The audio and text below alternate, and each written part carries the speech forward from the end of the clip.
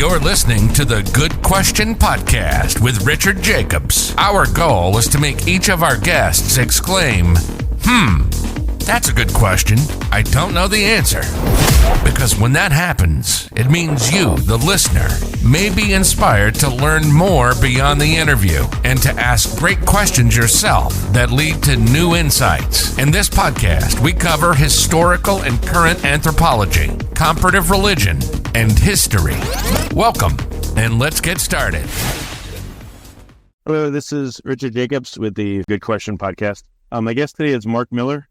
He's a clinic director for Restoration Dallas Chiropractic. So we're going to talk about the types of patients that come in and how he, works with the chiropractor to help them, et cetera. So welcome, Meier. Yeah, thanks for having us. Appreciate it. Yeah, if you would tell me a bit, you're not a chiropractor yourself, but why do you work in the field? How did you get here? Like, what's your background? Yeah, it's pretty fun story. So how do you want to go in the long of it or the short of it? Like a moderate, not too long, not too short. So I actually was a patient first. Like a lot of people have misconceptions about what it was. I actually tell my patients this. So I served as used to be a pastor in Atlanta, and I had started having IBS issues, if you will, at around 29 years of age. I didn't know what it was. I just thought it was food related, but it kept getting worse. And so, I'm running to the bathroom 2 or 3 times a week, barely getting my pants off. And so I'm drinking my Lanta like it's water. Nothing's really helping. Everything in my life is kind of symptomatic at this point where I'm just putting Band-Aids on things. And I finally, at a work event, ended up pooping on myself. And so I was like, all right, this is ridiculous. We got to figure this out. I tell my sister, who was back in Dallas, and she goes, you can go see a chiropractor. And I'm like, this is the dumbest thing about you. You're super weird. You read some weird blog or something, whatever. Anyway, so I get off the phone with her. And the next day, my now wife calls me. She was in chiropractic school in Atlanta, which I didn't even know she was there. I'd met her before because she was best friends with my sister. She calls me and says, hey, your sister told me about your accident this past weekend, and you need to go see a chiropractor. And I'm like, I need to go see a GI specialist. I don't know what it is with you guys about chiropractic. She goes, well, I made you an appointment with this guy by your office. And I'm like,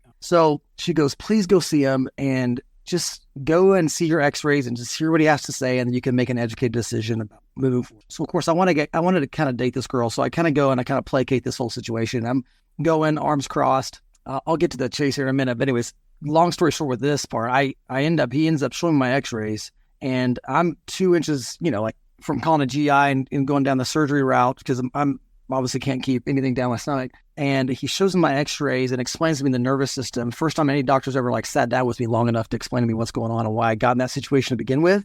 And it was fascinating. And so I was kind of righteously angry because it completely perfectly justified the reason why my hips were completely off. They're highly rotated.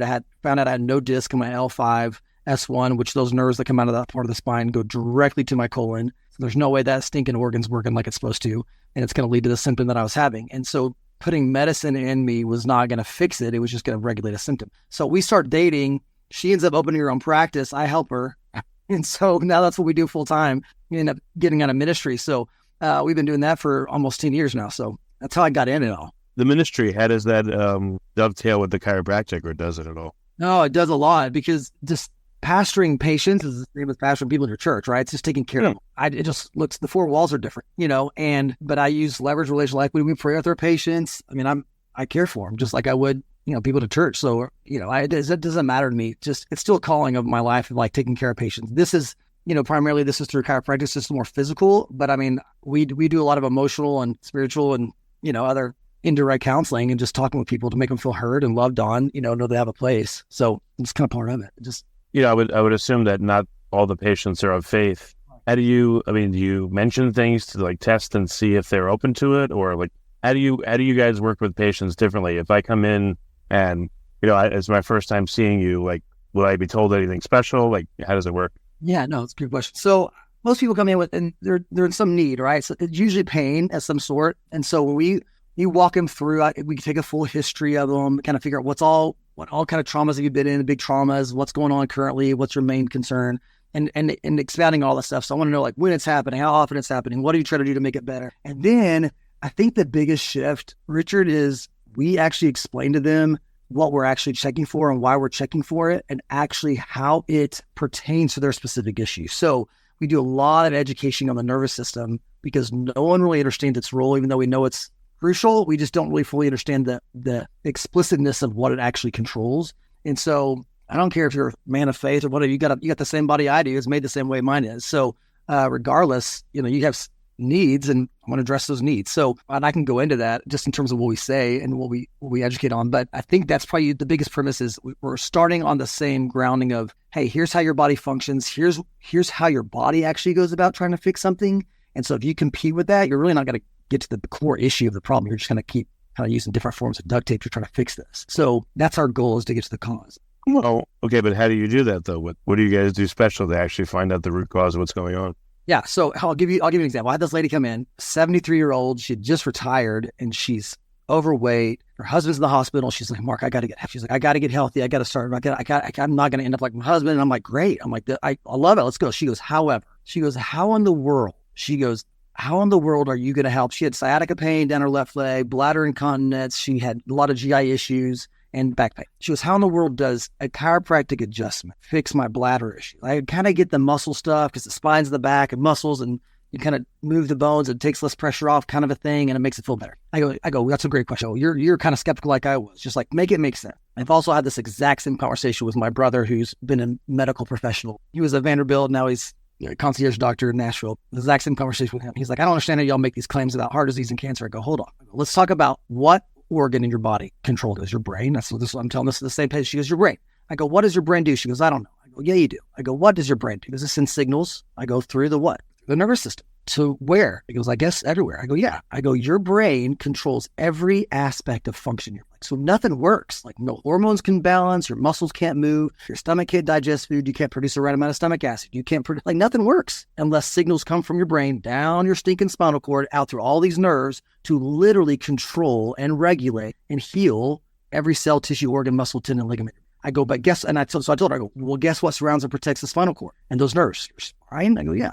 Your spine fully surrounds your nervous system, and your skull fully surrounds your brain. So this brain and nervous system is the only system in your body fully encased in. She goes, huh? I go, yeah. What by default, what does that mean? If it's the most protected, what does it mean? She goes, probably most important. I go, yeah. I go, not just because if you mess with those nerves, you get pain. I go, you can, but more concerning, and what I'm ultimately more concerned with is if you put pressure on a nerve that controls the heart or your colon or a specific gland, I go, it's not going to function and heal like it's supposed to. And so it decreases in function. And at some point it diseases. It's getting further away from its natural state. And then then the body says, hey, we have a problem, and it becomes symptomatic. And so then we put all energy on the symptom. I go, but the problem is I'm always going to start with nerve interference because that's what controls everything. And then I'm going to move to nutrition and then, mindset and talk. Oh, besides nerve though, what about blood flow?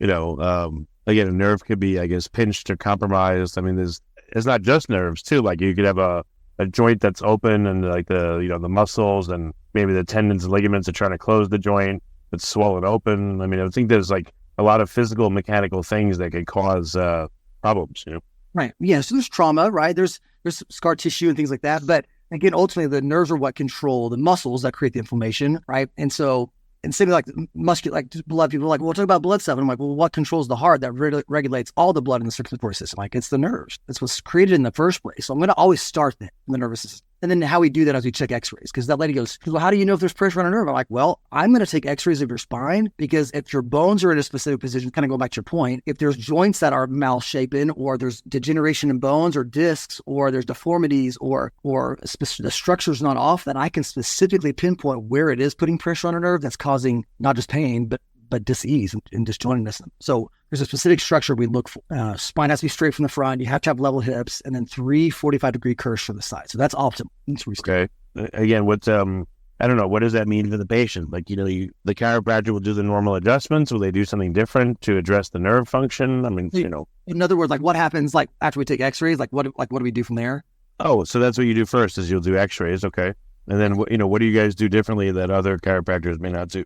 So x-rays is a big portion because most chiropractic, and this is kind of one of the biggest misconceptions, is it's just for pain relief. And a lot of chiropractors use it for that. And some that's how they're educated and some it's a principle thing. And that's a big chasm that I don't, it still kind of baffles me at this point because I talked to my wife, I talked to other colleagues that I'm really close with. And I'm like, I don't understand how y'all come to different conclusions about the expansion of your actual practice, how some can use it just for musculoskeletal or just for pain. And then some use it for full healing because you understand the nervous system. I'm like, but we take x-rays and then we do an exam. And so we do a lot of preliminary checks and balances to very specifically pinpoint where their issues are. And then we do a lot of education on how to read x-rays for our patients, because I want them understanding why we're recommending what we're recommending and why this goes way beyond just pain care. Because what happens is, again, a big misconception, and it's hard to work past this, is my health is only related to how I feel. So as long as I'm feeling good, I must be considered healthy, but that's not how the body, it's not accurate. And so we have these big misconceptions that if I feel good or I'm non-symptomatic, then I must not be developing a disease problem, or my body's is 100% fine. And like, it doesn't work that way. So we have to start way back at square one and say, listen, your body is this unbelievable healing instrument, and in its most natural state is healing. When it becomes symptomatic, it's already lost a lot of functionality. It's already lost the ability to repair. And it's just now finally letting us know, unfortunately. And so again, most people's goal is to get the symptom to go away. So we do this big educational process called a report of findings, and it's usually about 45 minutes to an hour. And then we give our recommendations. Here's what the doctor recommends. And it goes well beyond pain. So you should be getting better in 2, 3, 4 weeks, depending on how severe your problem is. But I want to continue seeing you because I want to not just get past your pain points, get your arm feeling better or your low back or whatever. I want you to move corrective problems that are continuing to aid in this issue in the first place and then bring you into a state of wellness. It'd be the same thing of like, if you hire like a lawn guy to come to your house and he's like, and your grass is all dying, you're like, well, what is it going to take to get my grass green? He's like, well, we're going to need to fertilize it and you're getting to water it every day for 3 weeks. And you do that, but the grass still isn't green yet. You're like, well, I know, but it takes another month for the signs to actually show life. Does that kind of make sense? It takes time for the expression of that to show itself. But I would think most people would come because they have a problem, some kind of pain, and then they would experience after a few adjustments or, maybe even one, at least some temporary alleviation of it. Absolutely. But someone that's not symptomatic that still, thinks they feel fine, like, why would they ever be motivated to come in? It just seems like most people, including myself, you don't do anything unless you're hurting. That's right. Unfortunately, yeah, that's exactly right. It's a kind of like breakthrough. Yeah, even people that get treatment, I can hear them, how many times do I have to come back? Like, I go to the chiropractor all the time. I love it. I don't need anyone to tell me to go because it always helps me. But I don't know why so many people are like, oh, I don't want to go because then they're going to bug me to come again and again. And I don't want to do that. Like, why wouldn't people want to do that if they feel better? I don't get it. Yeah, I agree. And I think some of that comes down to because this is what's hard, because some people come in from different offices and are like, I've done this, I've tried this. I'm like, I don't know what they did. I don't know what they didn't do. I know our intent, and I know when our doctors put their hands on patients after they've thoroughly assessed your x-rays and your history and your exam, what they're doing is very specific. And so we get results. We get results pretty quick. And we also do a lot of physical therapies with our adjustments, but at home, we have our patients do physical therapies at home because, again, you can start feeling better, but if your neck is still straight, you don't have these proper curves in your spine, then it's also continuing to contribute to the problem that got you in here in the first place. So I had a girl the other day goes, I don't understand that. I go, well, it's like if I'm running the highway system on, in Dallas, Texas, I go, I've got to remove interference off the highway. So I got to take car accidents off the highway. I go, but you're operating on one lane of traffic. I'm trying to also give you back 4 or 5 lanes of traffic. So you're operating on more freedom and then sustaining that freedom in your body to then live at that higher state of functionality. I go, I can't undo damage. I can't undo trauma. It's hard to do that stuff. I can keep it from getting worse though. I can keep arthritis down. Right. So let's sustain it, right? And that's the desire to keep going. Do you guys deal with injury patients or just more regular, back pain, neck pain type stuff? Any and all of it. I have seen almost it's what do you mean bizarre? We've had I've had fertility people, and I've had MS patients. These chronic diseases that are irreversible autoimmune diseases that you're like, this isn't getting reversed, but they get off medications and they don't have to go to their medical treatment because they're like, I don't need this anymore. And their doctors are like, I don't know what you're doing, but you don't need this anymore. It's just stuff that you're like, unheard of. And I'm like, it's awesome. It's incredible. Yeah, no, when I've, when I feel like I'm starting to get sick, I go and I get adjusted. And if I am sick, trying to make sure I'm not contagious, but I always feel better after I get adjusted. I feel more awake and more alert. Yeah. My head don't feel sludgy. I feel tired. And after I get adjusted, every single time I feel more alert and just clearer and better and more relaxed. And sometimes I've had, breathing problems with asthma and I've been adjusted and it clears them up. And it's just amazing and really helps. It's not everything, but it helps a lot of things, it sounds no, and it's awesome that you recognize that in your body. It sounds hokey until you experience it, at least from a good chiropractor. But there's a lot of reason behind that, and a lot of it's anatomical, and that's what's so hard. Is if you get an adjustment on your C1, there's a ton of nerves that come out of the upper part of your spine, and they go straight to your pituitary, your pineal gland, and they go to your sinus cavities and your eyes and your ears. So if I take pressure off that nerve, and now the brain signals can reach those nerves and send those signals and restore that function, then guess what happens? What happens when water gets unkeyed from a garden hose and it gets on the grass? Like, it's going to produce more life. So sinus cavities, histamine restores, vision, hearing, but there's like a lot of white blood cell count that gets controlled from the pituitary and your pineal. You know what's one crazy thing that you guys probably don't do? I highly doubt it. But I had it done once. There's this one crazy chiropractor. He had like this little balloon, and he would put it up your nose and then expand it for a second, and it adjusted my sphenoid like back and upwards, and I was like, holy shit, in the chair when he did it. And then he's like, all right, I got to do the other side. I was okay. So he did it, but it was crazy, and it changed my voice for like a few weeks, and my breathing improved, but the feeling of like inside the middle of your head, your sphenoid cracking backwards and upwards was like, whoa, what the hell is going on? We did it once. We don't do that, but we've got patients that have had it. Oh, really? Have you ever tried it? Mm-mm. It's interesting. It's crazy. And, you may say I'm never going to do that again, but it was certainly interesting. So that's like the most invasive or crazy adjustment I've ever got. Yeah, sounds like it. Yeah. Anyway. So what do you hear from patients? Like what are the main reasons that they come in? What do they tell you is bugging them? Yeah. So, I mean, most of it's going to be pain, right? It's low back pain, it's upper back pain, it's neck pain, it's mobility. But we are starting to see, and it's really interesting, even like in the 10 years we've been in practice, like these trends already shifting. I mean, primarily it's going to be pain-based stuff, which is fine. But we're starting to see a lot more like, hey, I'm having digestive problems. Can you help? Because I've done the gamut of GI, doctor, physician, I've been on medications for about 5 years. It's not getting better.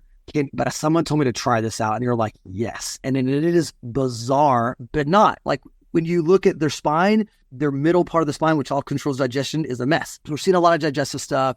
We're seeing a lot more anxiety, stress, depression, like emotional. There's such a big connection between that. And we're seeing a lot more of that. I can't sleep very well. I'm fatigued. So there's some hormonal imbalances that we're seeing a lot more of. And this has actually happened, a big kind of twist in the last couple of years. We've seen a lot more women come in for fertility issues. We've had a handful. It is so bizarre until you start kind of following these trends, because a lot of it's empirical, at least in my office, where a mom has tried multiple times to get pregnant and either miscarries or infertility issues. And the moms that we've seen in our clinic, and I could just speak for us, every single one of her hips have been highly imbalanced, and they're highly put so much pressure on those nerves that actually control the uterus. And so it's unfortunate, but the body knows it's not able to carry a baby. And then it's unbelievably rewarding when they finally get pregnant and carry a baby to term. And I can't tell them who they are. I can't tell patients, hey, this is the mom, because they haven't, it's a HIPAA violation. That's really cool though.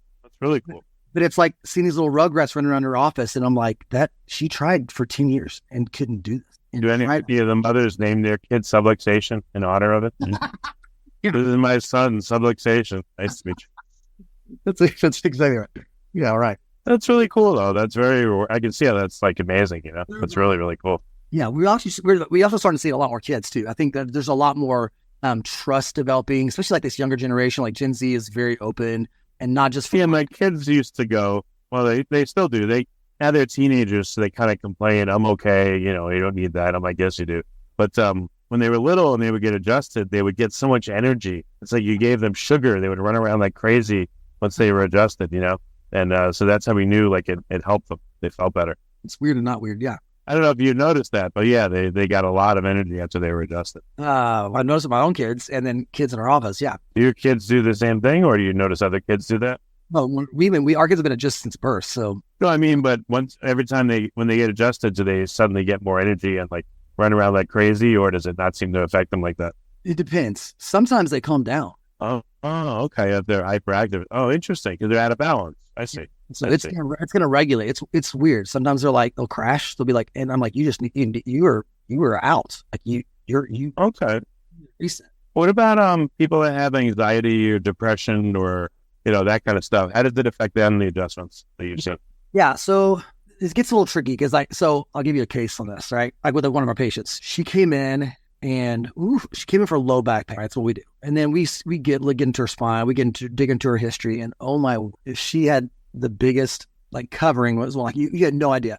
Come to find out, this girl, 29 years old, had 6 different personality disorders. So lots of anxiety, lots of depression, manic, seizure. She was having like a seizure disorder. She was having like 4 to 5 seizures a week. So there's lots of depression for like pretty much her entire 20s. She had some weird stuff happen with her volleyball coach. Like there's a whole bunch of things that are contributing to this, right? And I break down, I go, can I just talk to you about your, she goes, well, I have 4 neurologists that I see and da-da-da-da. I'm like, have they ever taught you about your nervous system? She's like, all right, so we do things different, which is surprising. So I said, listen, this is going to just hang with me for you. She goes, okay. She's like, annoyed. She's like, can you address my low back pain? I'm like, yes, I will, but let me talk to you about your neck. She goes, hold on. She goes, I go, your hypothalamus sits right above these pituitary and pineal glands in your spine. I go, when you have a straight neck like you do, I go, your spinal cord gets stretched out. You're jamming into these glands that start dysregulating. So it can exacerbate this regulation between your brain and your gut, because most of your serotonin levels are built in your gut anyways, which her gut was a complete mess too, because she's eating sugar and grains all the time. So we helped her with that as well. I'm like, we got to like fix both of these issues. And so it's bizarre because we have a ton of patients come in. She got better like within, and oh my God, Richard, it was crazy. 3 months, her seizures decreased by 75% after 15 years of trying all these other treatments. She had her first normal menstrual cycle. Her anxiety, depression got better. I mean, it was like she got off all these medications. I mean, it was like, wow. She ended up moving to Atlanta to go to chiropractic school. That's how crazy it was.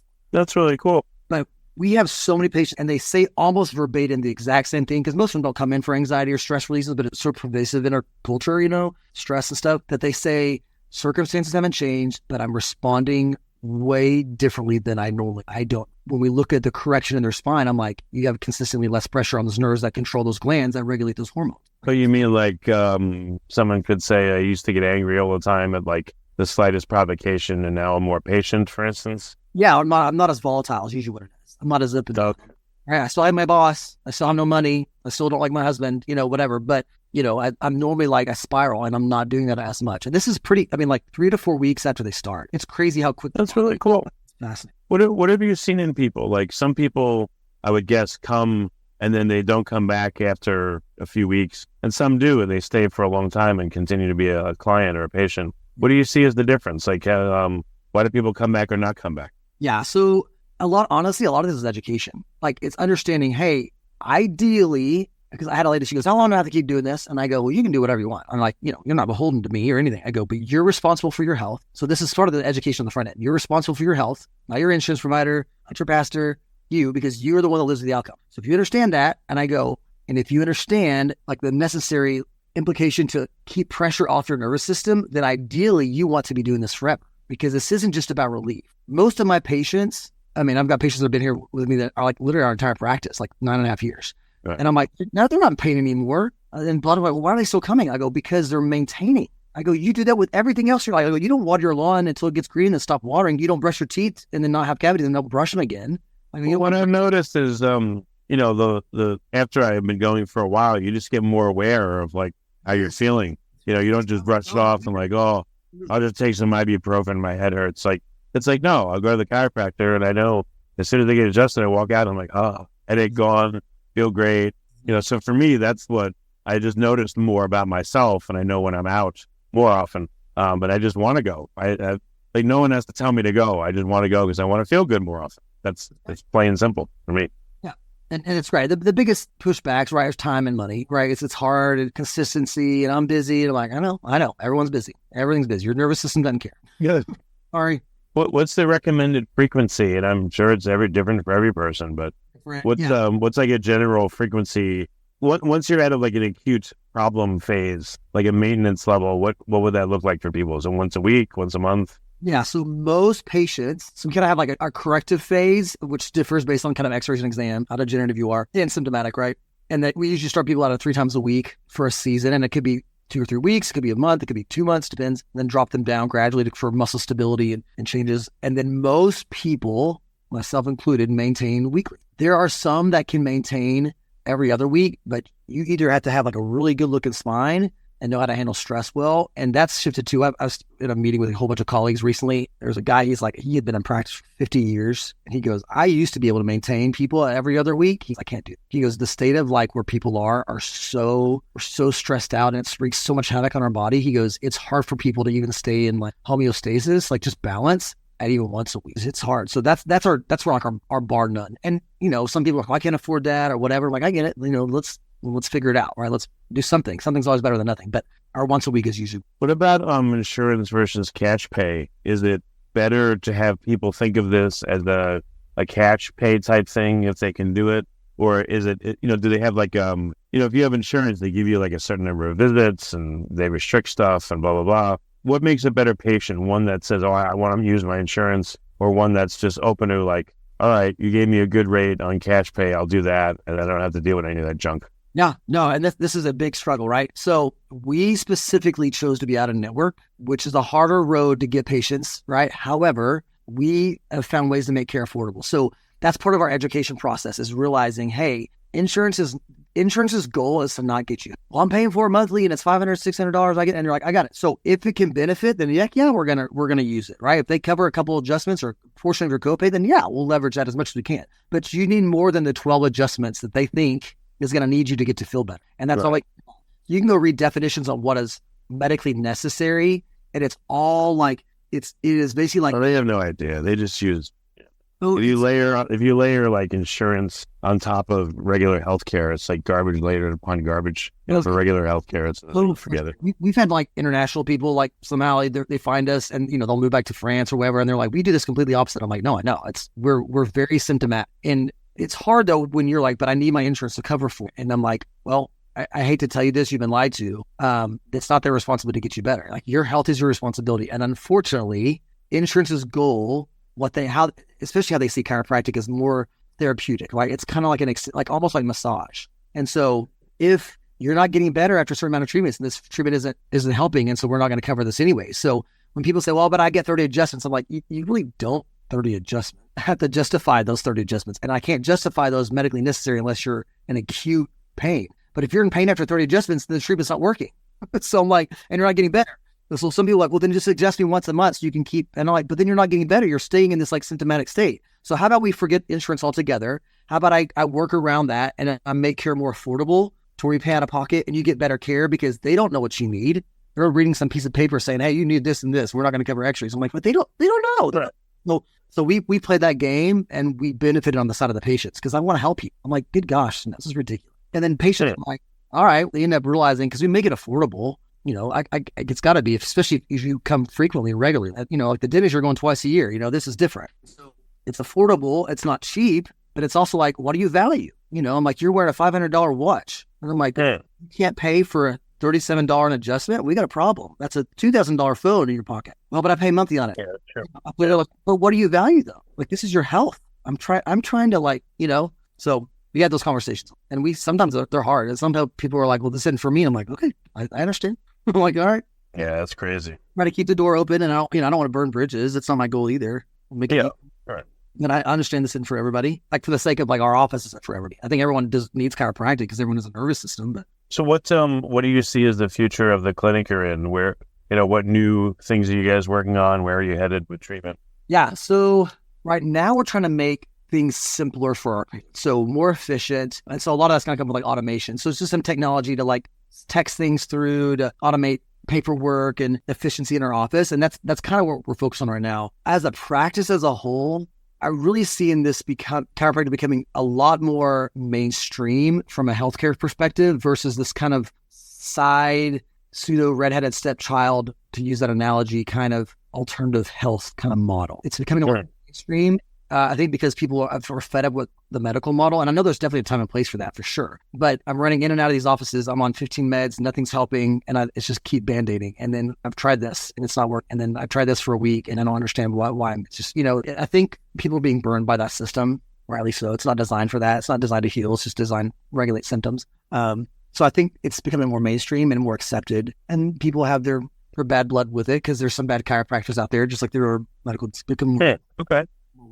Well, very good. Where can you help people? What kind of radius or area do you work in? So we're in Dallas, and it kind of depends. I mean, good gosh, I've got people that drive two hours round trip 3 times a week. And then I got people, that live a minute away. They're like, oh, I can't get there. And you're like, well, we help people in all over the Metroplex, but we are part of a network called Maximize Living, Max Living. It's a coaching network, but they implement chiropractic in what we call the 5 essentials. It's like a healthcare model. So chiropractic, quality nutrition, exercise, oxygen exercise, minimizing toxins, and then the mindset component of healing. So all those different puzzle pieces that aid in healing. And so we educate on those. We do workshops in our office, and there are lots of Max Living offices all over the U.S. And so I'll ask patients, I'm like, hey, who do you know that needs help, that needs to hear about this, even if they're not local, because I can find colleagues anywhere. So there's a website called maxliving.com. In the upper right-hand corner, it'll say find a clinic, and you type in your zip code and it'll tell you who's nearest to you. And sometimes, they're not everywhere, but there's about 500 clinics all over the U.S., some in Puerto Rico, some in Canada, and we practice very similarly corrective care chiropractic, not just pain management. We're all trained very similarly. It's incredible. Highly, highly specific, highly missional, very relational, awesome.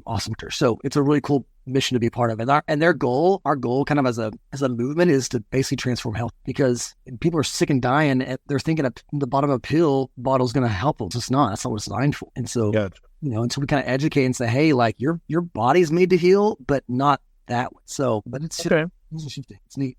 Well, very good. So what's the best place for people to go, like a single spot where they can learn more about, y'all's method and schedule to come see you? Yeah. So our office, we're in Dallas, kind of Dallas proper, kind of by White Rock Lake. Our website's restorationdallas.com. That's probably the easiest. And you can make an appointment there. You get our phone numbers there, and that number you can text on, which we respond to pretty frequently. That's probably the best place, honestly. Okay. All right. Well, very good. Well, Mark, thank you so much for coming on the podcast and explaining. And, I like how you guys have a very different way of going about things and a very different insight into chiropractic. So thank you for being here. Thanks, buddy. Thank you for listening to the Good Question Podcast. Please email support@thegoodquestionpodcast.com if you have any referrals to great guests for us to interview. Visit thegoodquestionpodcast.com to hear more interviews. And please help us spread the word by rating and reviewing us on Apple Podcasts, iTunes, Spotify, YouTube, or wherever you listen to this podcast.